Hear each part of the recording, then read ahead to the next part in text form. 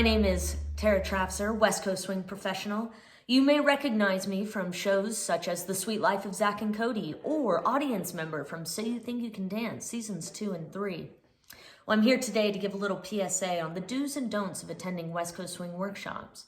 Now you're probably asking yourself, why should I take advice from someone who still has their Christmas tree up in the beginning of February?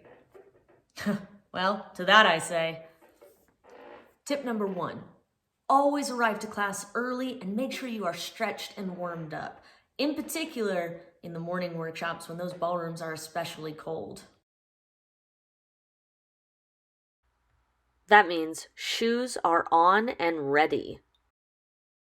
Getting to class early means we have the opportunity to properly stretch our body.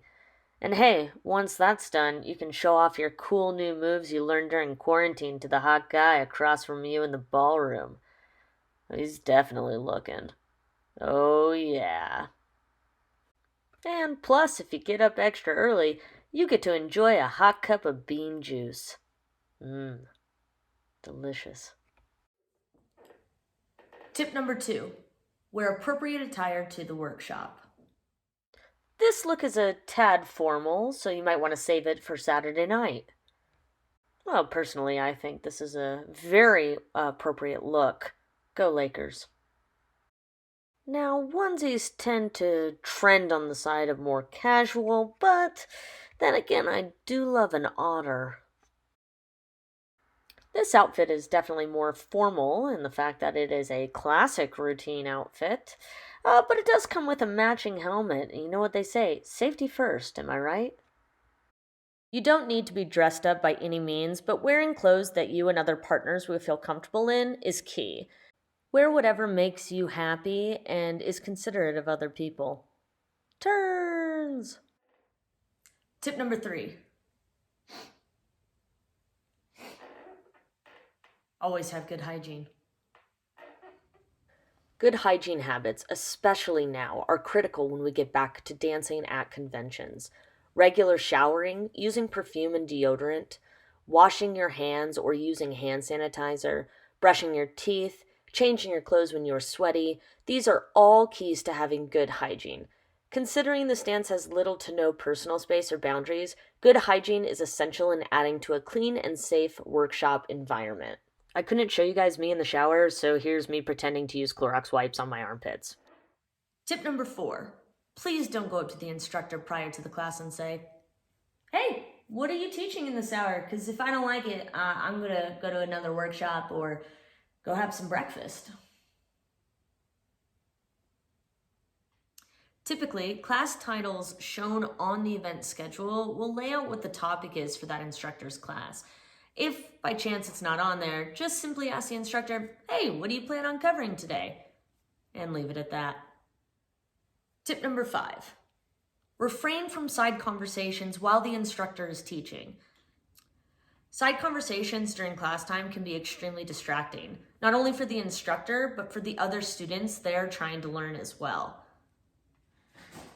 So anyway, the way and we're talking about the 1 and 2 of the, I'm hearing a lot of side conversation. If we could please keep it down. 5, 6, 7. It's very distracting. Please, I'm going to have to ask you to leave. I'm sorry, everyone. 5. Teaching your partner during the workshop can be, well, off-putting to say the least. Remember, everyone is in the workshop to learn, to grow, and to work on their own dancing. Focus on yourself and becoming the best dancer that you can be and applying the knowledge that the instructor is providing for you then and there. Don't worry about what the other person is doing. And if they do happen to have a very specific question for you, either answer it a little bit later or direct the questions back over to the instructor.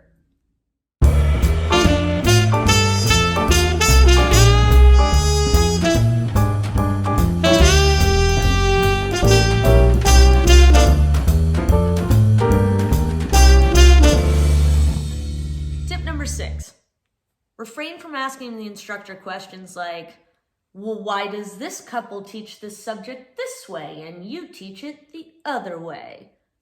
Continuing your education in West Coast Swing can be, well, frustrating at times. We'll go from workshop to workshop and we'll get either seemingly or definitely contradictory information from one instructor to another. And that's okay.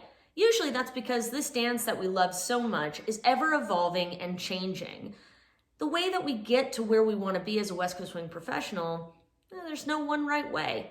So make sure you're trying out the different methods and variations that each instructor has to offer to see which works best for you. Tip number 7. Questions during a workshop should pertain to the class topic. Yes, can you break down a sugar tuck for me? We're talking about whips. Yeah, but if you could, we could just cover a sugar tuck. That would be, I want to cover the sugar tuck today in class. If it's fine. We're doing whips. No. If you do still have questions for the instructor about topics that they did not cover in their workshop, book a private lesson with the instructor. There's no better way to advance your dance knowledge and get an intimate look at what that instructor thinks about the topic that you're asking about than booking a private lesson. Tip number 8. Should be a no-brainer, but please don't heckle your instructors.